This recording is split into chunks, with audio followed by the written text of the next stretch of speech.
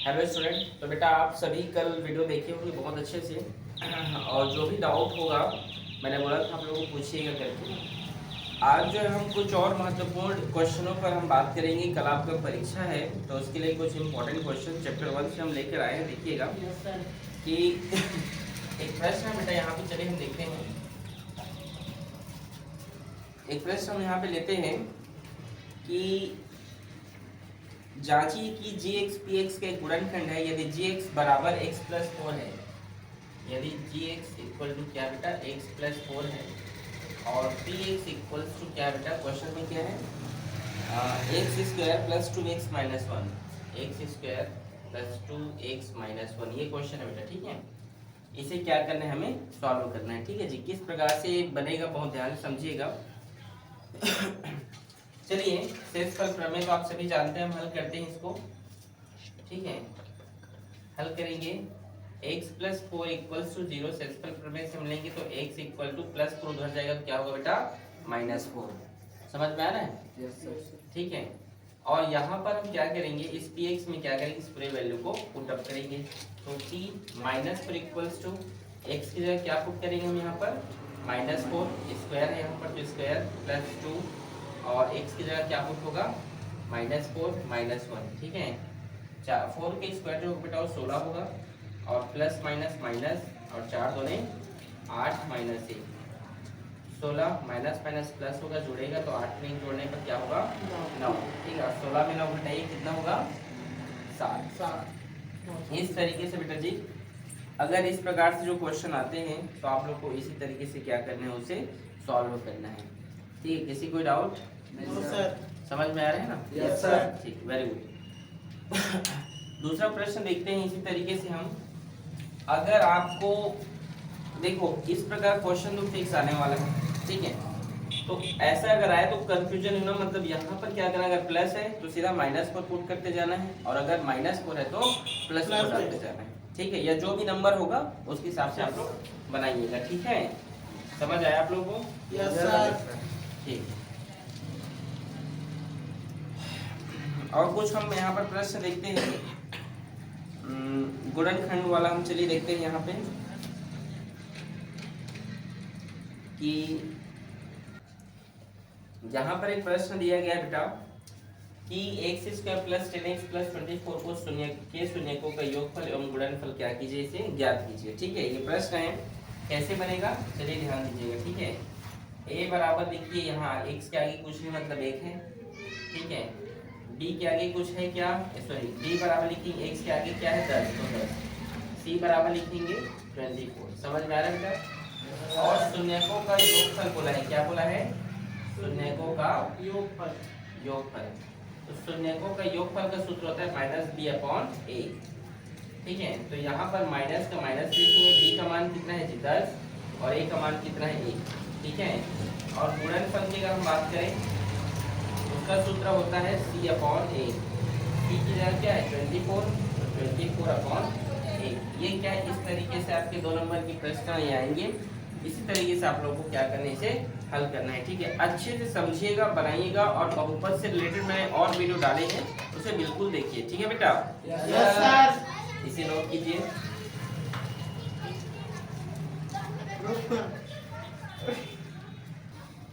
हमारे पास बेटा अगला प्रश्न है यहाँ पे कि वर्ग समीकरण बनाइए जिनके मूल 7 और 4 है।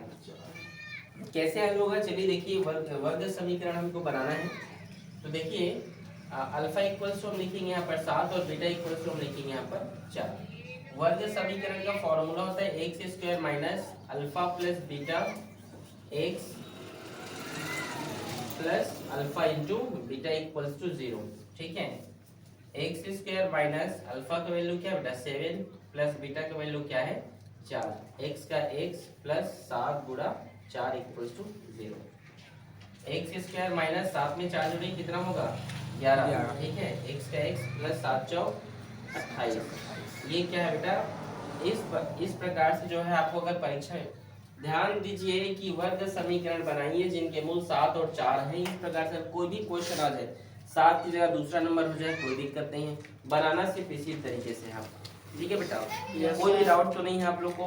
No sir. बन जाएगा ना? Yes sir. ठीक है, नोट करें इसे। देखिए बेटा, हमारे पास अगला प्रश्न है कि समीकरण x square minus 2x plus 1 बराबर 0 का विविध चर ज्ञात कीजिए। क्या? तो बेटा इस प्रश्न को हम कैसे सॉल्व करते हैं, चलिए देखिए, समझिएगा। देखिए, सबसे पहले जो समीकरण है इसको हम मानक वर्ग समीकरण से तुलना करेंगे। मानक वर्ग समीकरण से तुलना करेंगे। क्या होता है वो? X square plus b x plus c equals to 0। ये क्या है? मानक वर्ग समीकरण है, जहाँ पर ए बराबर हम एक्स, इसका एक कुछ है क्या? नहीं, तो एक लिखेंगे। बी का मान लिखेंगे -2 और सी का मान लिखेंगे बेटा 1। ठीक है, मानक वर्ग समीकरण इस तरीके से याद रखिएगा, यही है। पेपर में अगर खाली स्थान में पूछ देगा या सही विकल्प में पूछेगा तो उसको डाल दीजिएगा। ठीक है बेटा? Yes sir. विविध कर ज्ञात कीजिए। क्या फॉर्मूला होता है? d equals to b square minus 4ac। d equals to b का मान कितना है यहाँ पे? -2 के स्क्वायर माइनस 4। a का मान क्या है? 1 और c का मान क्या है? 1। d इक्वल्स टू 2 के स्क्वायर होगा 4 माइनस 4 एकम 4, तो d इक्वल्स टू 0। ये क्या है बेटा? ये हमारा आंसर है। इस तरीके से यदि परीक्षा में पूछा जाएगा तो आप लोग को बनाना है। अगर विविध कर पूछेगा, फॉर्मूला यही है, इसी तरीके से ही बनाना है। ठीक, किसी कोई दिक्कत? No sir. समझ आया? Yes sir. Very good, note करें इसे।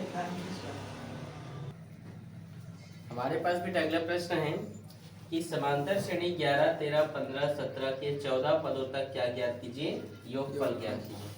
ध्यान समझिए, योगफल का फॉर्मूला अलग होता है। ठीक है, योगफल का फॉर्मूला होता है बेटा s n equal to n/2 2a plus n-1 d। ये होता है बेटा योगफल का फॉर्मूला। तो सबसे पहले देखिए बेटा, हमारे पास a क्या है बेटा जी? 11, तो 11 लिखेंगे। a2 क्या है हमारे पास? 13। d निकालेंगे, कैसे निकलेगा? 13 में 11 घटाओगे कितना होगा? 2 होगा। ठीक है, और n क्या है हमारे पास? वो है बेटा 14। तो इस तरीके से क्वेश्चंस को बनाना है और समझना है। ठीक है, उस पूरे मान को इसमें डाल दीजिए, आंसर आ जाएगा। चलिए देखते हैं। n का मान कितना बोले हम यहाँ पे? 14। ठीक है, और यहाँ 2 का 2। a का मान कितना है बेटा? 11 प्लस n का मान 14 -1, d का मान यहाँ पे 2। 2 एकम 2, 2 सत्ते 14, 7, 11 दूने 22 प्लस ये 14 में घटेगा 13 और 13 दूने 26। 7 पूरा 6 में 2 जोड़िए 8, 2 2 4, 7 अट्ठे 7 अट्ठे जो आपका 56। ठीक है, 5 यहाँ से 7 चौक 28, 28 में जो है आप 5 जोड़ दीजिए, कितना होगा वो? 33। ठीक है, तो 336 यहाँ पर क्या होगा बेटा? इसका आंसर होगा। इस तरीके से क्या करना है आपको? किसी भी गणित को इस प्रकार से अगर आते हैं योगफल वाला, तो आपको इसी तरीके से क्या करना है? उसको बनाना है। ओके बेटा, नोट करें इसे। अगला प्रश्न है बेटा यहाँ पे √2 + 1 और √2 - 1 का समांतर माध्य क्या कीजिए? ज्ञात कीजिए। ठीक है, तो चलिए हल करते हैं हम। यहाँ पर फॉर्मूला हम इस तरीके से यहाँ पे लिख देते हैं समांतर माध्य का कि a + b/2।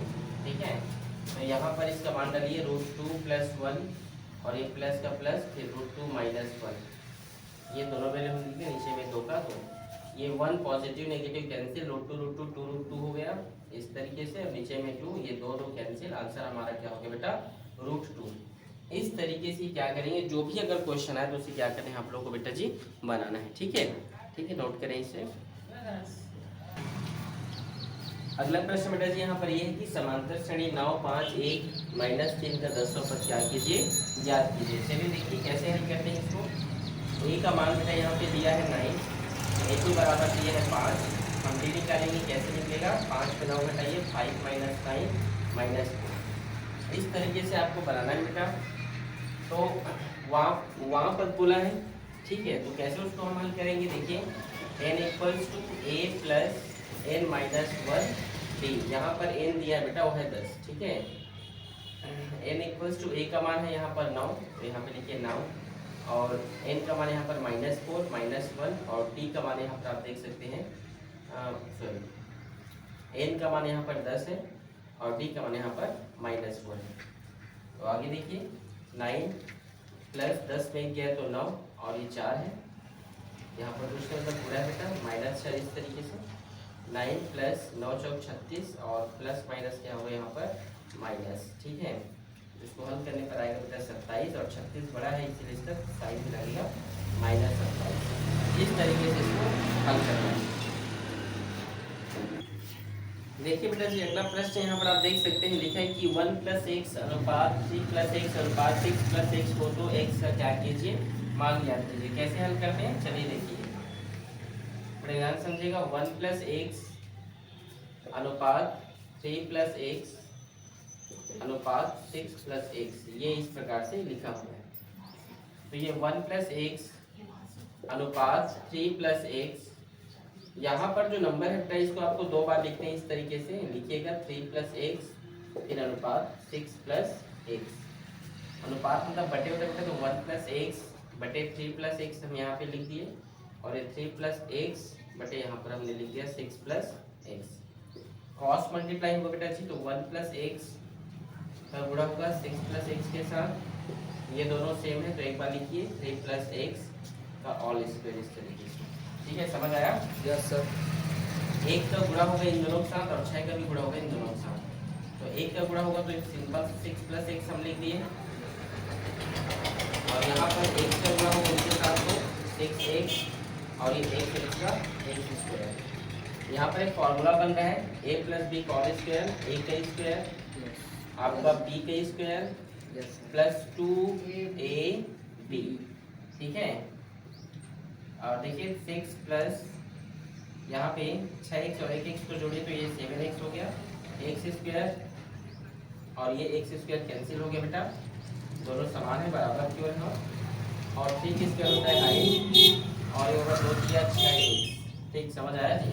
Yes sir. आगे हम लिखते हैं यहाँ पे देखिए 7x, वो 6x इधर आया तो ये माइनस हो गया बेटा इस तरीके से, और वो 9 है ये 6 उधर चला गया तो -6 हो गया, ठीक है। तो x में 7 में 6 घटेगा तो 1x बचेगा, 9 में 6 गया तो 3, तो इसका आंसर आ जाएगा बेटा जी 3। इस तरीके से आपको क्या करना है, अगर कुछ भी अगर इस तरीके से आ गया तो बीच वाले का डबल कर दीजिएगा और बहुत ही ईजी है, इसी तरीके से इसको हल कीजिएगा, ठीक है। नोट करें इसे। अगला प्रश्न है बेटा जी यहाँ पर, यदि a अनुपात b बराबर c अनुपात d हो तो सिद्ध कीजिए कि a² + c² पूरे की बेटा जो b² + d² बराबर है ac बटे dd का। कैसे हल होगा चलिए देखते हैं। हल करते हैं यहाँ पर a अनुपात b, इसको हम लिखते हैं a बटे b और इसको हम लिखते हैं c बटे d। एक हम अनुपातिक चिन्ह लेते हैं, a का हम गुणा करते हैं यहाँ से b के साथ और c का गुणा होगा बेटा जी यहाँ पर d और k के साथ। ये फॉर्मूला और फंडामेंटल ट्रिक्स याद रख लीजिएगा इस तरीके से, ठीक है। इसको हम LHS बोल रहे हैं, LHS पर हम क्या कर देते हैं मान रख देते हैं। तो ये LHS है, ये हमारा वैल्यू LHS है, तो इसको हम वैल्यू पुट करते हैं। तो a का वैल्यू क्या है b के, ये b के, यहाँ स्क्वायर लगा है तो स्क्वायर प्लस का प्लस, c का वैल्यू क्या है यहाँ पर d के, ये d के स्क्वायर है तो स्क्वायर, यहाँ देखिए b का वैल्यू कुछ है क्या, इधर नहीं है तो d² प्लस d²। ये जो स्क्वायर है बेटा जी इन दोनों के लिए है, मतलब ये b² k² प्लस d² और k² इस तरीके से है, नीचे में b² प्लस d²।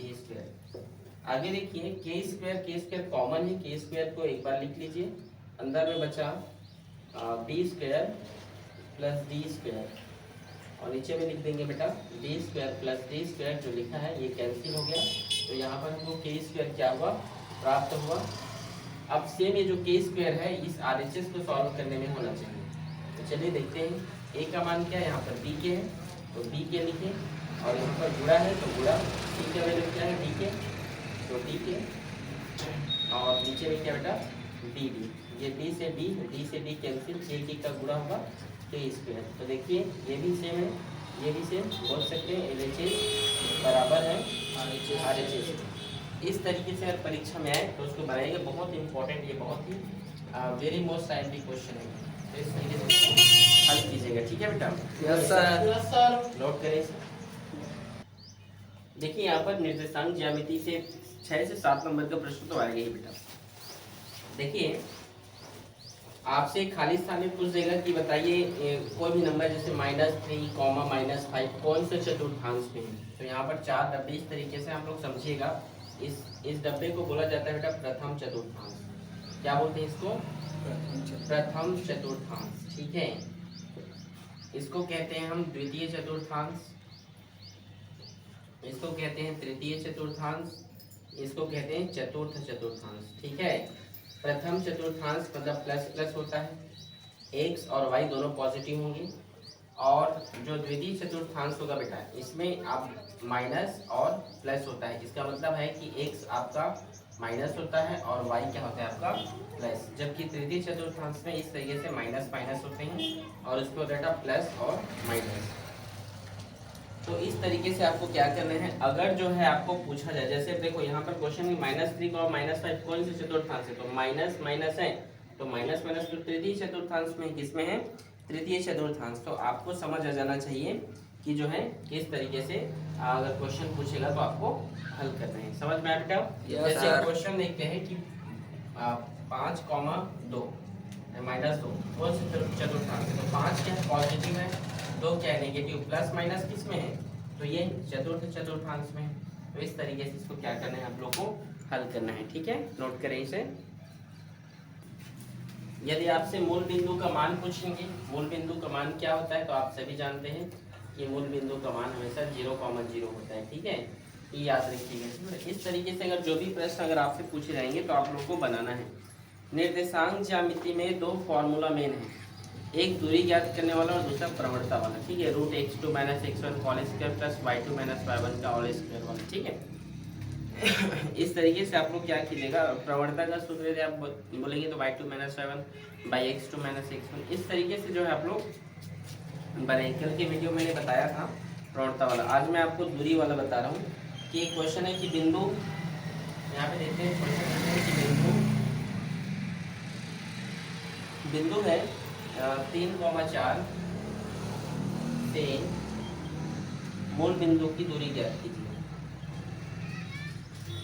मूल बिंदु की दूरी ज्ञात कीजिए, ये क्वेश्चन है बेटा। ठीक है, मूल बिंदु क्या कीजिए, दूरी ज्ञात कीजिए।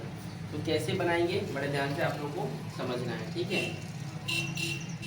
देखिए सबसे पहला चीज तो आप लोग को फॉर्मूला याद होना चाहिए। ठीक है, दूरी का फॉर्मूला आप याद रखिएगा, x2 - x1 का whole square plus y2 - y1 का होल स्क्वायर। ये फॉर्मूला आप सभी को क्या होने चाहिए, सबसे पहला चीजें याद होना चाहिए। ठीक है, तो यहाँ पर अब x1 कौन है और y1 कौन है। ठीक है, तो चलिए सबसे पहले हम वो क्लियर कर देते हैं। यहाँ पे मैं बता दे रहा हूँ। ठीक है, तो मूल बिंदु आप जानते हैं, मूल बिंदु जिसको ओरिजिन कहा जाता है इंग्लिश में। ठीक है, मूल बिंदु का मान 0,0 होता है। तो ये वाला हमारा x होगा, मतलब x1 हमारा 0 होगा और y1 भी हमारा क्या होगा, 0।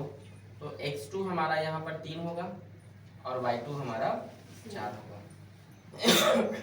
मान डाल देते हैं। चलिए x2 का मान क्या लिखे हैं यहाँ पे 3, x1 क्या है यहाँ पे 0 होल स्क्वायर, और y2 क्या है हमारे पास 4 है और y1 क्या है हमारे पास 0। देखो 3 में 0 घटेगा 3 ही होगा और 3 का स्क्वायर कितना होता है, 9 होता है। ठीक है, 4 में 0 घटे 4 और 4 का स्क्वायर कितना होता है, 16 होता है। ठीक है बेटा, 9 और 16 को जोड़ने पर कितना आते हैं, 25। ठीक है, और 25 जो होता है किसके स्क्वायर रूट होता है, आप सभी जानते हैं 5 का। किसका, 5 का। तो इस प्रकार से इसका आंसर कितना आएगा, 5 आएगा। इसी तरीके से आप लोगों को क्या करना है बेटा जी, हल करना है। समझ में आ रहा है? Yes sir. ठीक है, नोट करें। देखिए बेटा, बैंकिंग एवं कराधान चैप्टर से जो है 7 से 8 नंबर का आता है, आप सभी जानते हैं। इसमें मुख्यतः खाता खोलने के लिए क्या जरूरी है, हाँ तो पैन कार्ड। पैन कार्ड का पूरा नाम परमानेंट अकाउंट नंबर। ठीक है, स्थायी खाता संख्या। ठीक है जी, स्थायी खाता संख्या। और आयकर विभाग जो है कहाँ ये सब चीज होता है बेटा, तो आयकर विभाग बोलिएगा। बहुत सारी जैसे इसमें प्रश्न है, जैसे आपसे पूछ जाएगा सावधि जमा खाता का सूत्र क्या होता है, खाली स्थान में पूछ सकता है। तो सावधि जमा खाता का सूत्र याद रखिएगा, A = T 1 + R/100 ये A। ठीक है, अगर आपको बोलेगा बेटे आवर्ती जमा खाता का सूत्र बताइए तो आप बोल दीजिएगा P multiply R by 100 multiply 1/12 n+1/2। इस तरीके से जो है आप सभी को क्या करना है बेटा, फॉर्मूला जो है याद होना बहुत ज़्यादा जरूरी है। दूसरा चीज़ अगर हम बात करें यहाँ पे इसमें खास करके ध्यान दीजिएगा सावधि जमा खाते में, ठीक है। अगर जो है वार्षिक पूछेगा तो आपको कोई दिक्कत नहीं, अगर 6 माही बोलेगा, ठीक है, 6 माही संयोजित होता है ब्याज, तो हमेशा याद रखना जो रेट होगा तो उसको हमेशा 2 से भाग करना रेट को, ठीक है। और अगर तिमाही बोलेगा बेटा, तिमाही बोलेंगे तो रेट को हमेशा 4 से भाग कीजिएगा। इस तरीके से थोड़ा विशेष ध्यान दीजिएगा आप लोग, ठीक है बेटा। Yes sir. दूसरी चीज अगर हम बात करते हैं, ठीक है, फॉर्मूला तो यहाँ पर हो गया। इसका कुछ प्रश्न जो मैं पहले करवाया था उस वीडियो को आप जरूर जाके एक बार देखिए, प्लेलिस्ट में जो है वीडियो है उसके, और इससे जो भी संबंधित जो भी प्रश्न आएंगे बेटा बस यही आएगा, यही दोनों फॉर्मूला यूज होंगे, बाकी कुछ नहीं यूज होगा, ठीक है। और टैक्सेशन जो कराधान है या तो ये पूछेगा या अथवा में वो पूछेंगे, तो ये आप अच्छे से बना लीजिएगा, फिर टैक्सेशन लगेगा नहीं। आपको समझ में आ रहा है? Yes sir. अगला देखिए बेटा हम ट्रिग्नोमेट्री। ट्रिग्नोमेट्री बहुत ही अच्छा कॉन्सेप्ट है। इसका वीडियो जो है मैं अपलोड किया हूँ कई बार, जो है इसकी वीडियो जो है मैं डाला हूँ, तो उसमें पूरा का पूरा जो है मेंशन है, आप जाकर एक बार उसे जरूर देखें, उसे जरूर समझे बेटा। और अगर हम बात करें ट्रिग्नोमेट्री में, तो फॉर्मूला जो है इसमें याद करना बहुत ज़्यादा जरूरी है। बिना फॉर्मूले के आप जो है ट्रिग्नोमेट्री नहीं समझ सकते हैं, बिना फॉर्मूले की कुछ भी चीज़ आप नहीं बना सकते हैं। तो ट्रिग्नोमेट्री सॉल्व करने के लिए आपको क्या करना जरूरी है, फॉर्मूला याद होना जरूरी है। जैसे क्वेश्चन हम यहाँ पर देखते हैं, त्रिकोणमिति से संबंधित हम यहाँ पर एक प्रश्न देखते हैं बेटा। एक प्रश्न है 2 tan 67 और नीचे में है cot 23, ये क्वेश्चन है। कैसे सॉल्व करेंगे देखिए, 2 का 2 लिख दीजिए, बड़ा इजी है, 2018 में इसको पूछा गया है, 2 मार्क्स में आएगा, ये आएगा तो। और यहाँ पे 10 का आप लिख दीजिए इस तरीके से, 10 या तो ऊपर बदलें या तो नीचे बदलें, मैं नीचे को बदल दूंगा, ठीक है। और नीचे को मैं लिख सकता हूँ 10 cot 90 माइनस, और थीटा की जगह जो है यहाँ पर जो है लिखूंगा मैं ऊपर का जो वैल्यू है 67 उसको, क्योंकि 90 में अगर हम उसको माइनस करेंगे तो ये निकल कर आ जाएगा, ठीक है बेटा। 2 tan 67 और cot 90 माइनस थीटा होता है tan थीटा, तो इसको हम लिखिए tan 67, ये कैंसिल, आंसर आपका है। इस तरीके से जो है, इस तरीके से आपको त्रिकोणमिति का एक छोटा छोटा जो क्वेश्चन है इस तरीके से पूछेंगे, मुझे 100% पता है, इससे आएगा ही आएगा इस तरीके से। तो जो भी देखो फॉर्मूला याद होना बहुत ज़्यादा जरूरी है, तो आप इसे समझिए अच्छे से, ठीक है बेटा। कोई डाउट इसमें? No sir. हो सके तो आज मैं ट्रिग्नोमेट्री के कुछ जो है फॉर्मूले जो है आज यूट्यूब पे डाल दूंगा, उसे देखिएगा, ठीक है। Yes sir. और इसके बहुत सारे क्वेश्चन जो है उसमें अपलोडेड हैं, एक बार जाके आप देखिए, ठीक है। Yes sir.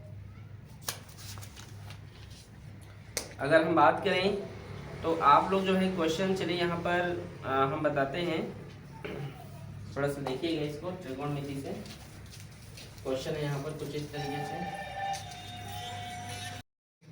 ट्रिग्नोमेट्री से संबंधित ये बहुत ही महत्वपूर्ण प्रश्न है, 2022 से डीडीसी में पूछा गया था, इससे आप पूछ भी सकते हैं इसको। चलिए देखिए, समझिए क्या करना है इसको।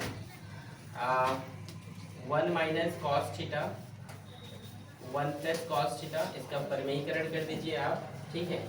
तो ये क्या होगा 1 प्लस कॉस थीटा और 1 प्लस परिमेयीकरण होने पर जो नीचे का जो साइन होता है वो ऊपर जाके माइनस हो जाता है, ठीक है।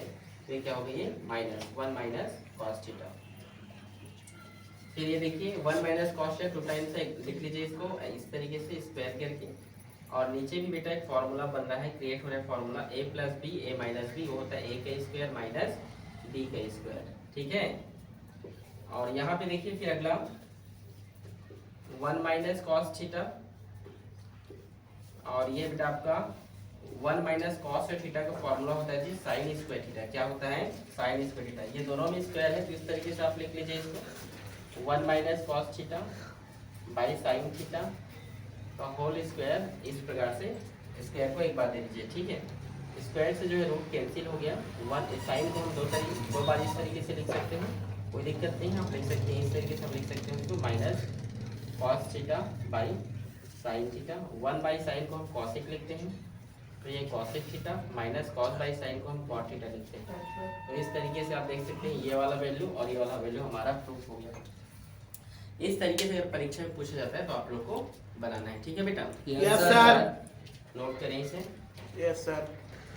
देखिए इसके अगले चैप्टर में चैप्टर 10 जिसको ऊंचाई और दूरी कहते हैं आप, हाइट एंड डिस्टेंस जो चैप्टर है। देखो बेटा ये पूछेगा त्रिकोणमिति से, जो पूछेगा उसके बाद अथवा में पूछेगा, तो अथवा में पूछेगा चैप्टर 10 से। तो आप अगर ये बना लेंगे तो उसको बनाने की जरूरत नहीं है, इसलिए वैसे ही बन जाएगा। बहुत अच्छे से आप मेहनत कर रहे हैं मुझे पता है, और आप अच्छा रिजल्ट लेकर भी आएंगे इसकी मुझे उम्मीद है, और आप अच्छे से अच्छा मार्क्स लाइए बेटा, ठीक है? अगर ये आपका बन जाए तो आप जो है ऊंचाई एवं दूरी देखिए मत, ठीक है? समझ में आया मेरा बात? Yes sir. ठीक, नोट करें इसे। Yes sir. चैप्टर 11 समरूप त्रिभुज आप सभी जानते हैं।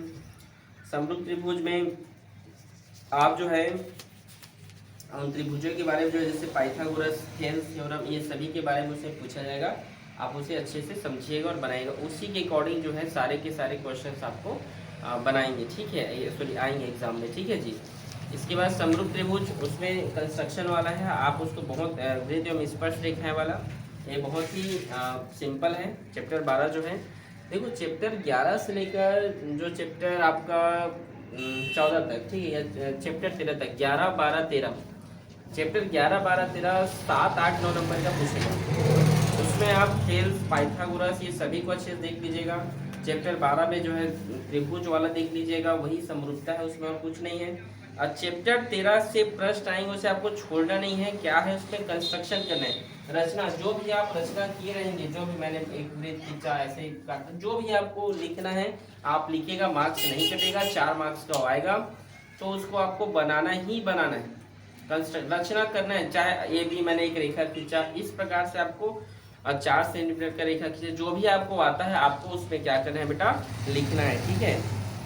चैप्टर 14 के बारे में मैं कल बताया था, पहले भी उसके लिए वीडियो बना हुआ है, आप उसे देखिएगा। यहाँ पर बात आ गया बेटा अब चैप्टर 15 का। देखिए चैप्टर 15 और 16 ये बहुत ही महत्वपूर्ण चैप्टर है, और मैं इन दोनों के बारे में वीडियो जो है पहले भी अपलोड कर चुका हूँ। आप उन्हीं वीडियो को जाके बार बार देखिए, आपको अच्छे से समझ में आएगा बेटा। समझ में, मैं बेलन के बारे में, शंकु, गोला, इस सभी के बारे में उसमें वीडियो अपलोडेड है, ठीक है?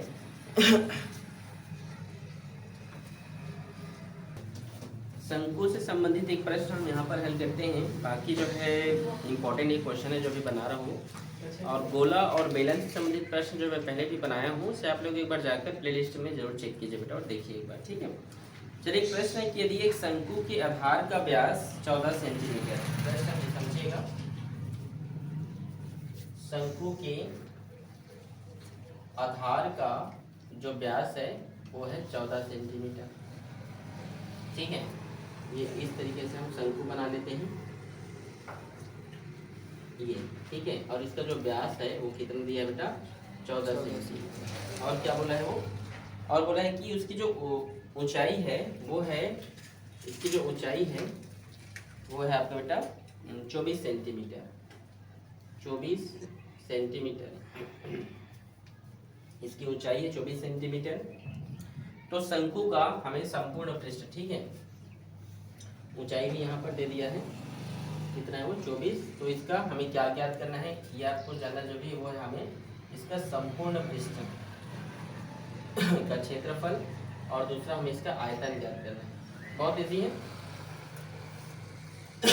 देखिए इसकी हाइट तो 24 दी गई है, लेकिन स्लेंट हाइट हमें फाइंड करना है सबसे पहला चीज। तो चलिए सबसे पहले हम हल करते हैं, क्या क्या दिया है। चलिए हमको दे दिया है, दिया है बेटा शंकु का व्यास, कितना दिया है जानते हैं? शंकु का व्यास वह है 14 सेंटीमीटर।